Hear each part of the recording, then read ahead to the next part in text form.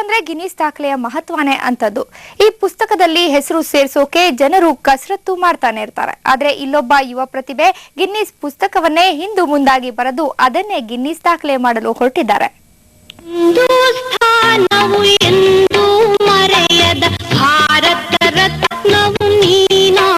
ಈತ ಮಂಜುನಾಥ್, ಬೆಂಗಳೂರಿನ ಲಕ್ಷ್ಮೀನಾರಾಯಣಪುರ ನಿವಾಸಿ, ಖಾಸಗಿ ಕಂಪನಿಯಲ್ಲಿ ಇಂಜಿನಿಯರ್.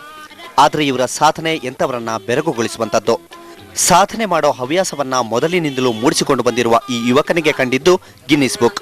ಈ ಗಿನ್ನಿಸ್ ಪುಸ್ತಕವನ್ನೇ ಬಳಸಿಕೊಂಡು ಏನಾದ್ರೊಂದು ವಿಶಿಷ್ಟ ಸಾಧನೆ ಮಾಡಬೇಕೆಂದುಕೊಂಡ ಈತ ಇಡೀ ಗಿನ್ನಿಸ್ ಪುಸ್ತಕವನ್ನೇ ತಿರುಗು ಮುರುಗು ಅಕ್ಷರಗಳಲ್ಲಿ ಬರೆದಿದ್ದಾನೆ.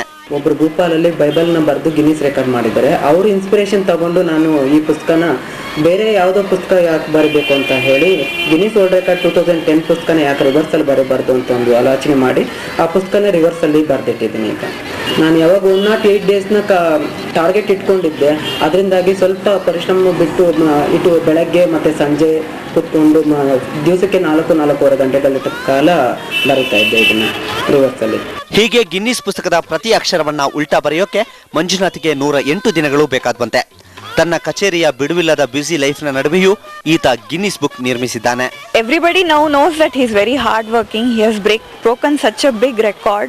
He is not just a hard working person, he is a very nice person also, very good neighbor for us, and I am really very very happy for him. ಈಗಾಗಲೇ ಭೋಪಾಲ್ನ ಸುನಿಲ್ ಎಂಬ ವ್ಯಕ್ತಿ ಬೈಬಲ್ ಅನ್ನ ಉಲ್ಟಾ ಬರೆಯುವ ಮೂಲಕ ಸಾಧನೆ ಮಾಡಿದ್ದಾರೆ.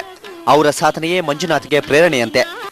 ಇದೀಗ ಮಂಜುನಾಥ್ ಸಹ ತಮ್ಮ ಸಾಧನೆಯನ್ನ ಗಿನ್ನಿಸ್ ಪುಸ್ತಕಕ್ಕೆ ಸೇರಿಸುವ ತವಕದಲ್ಲಿದ್ದಾರೆ.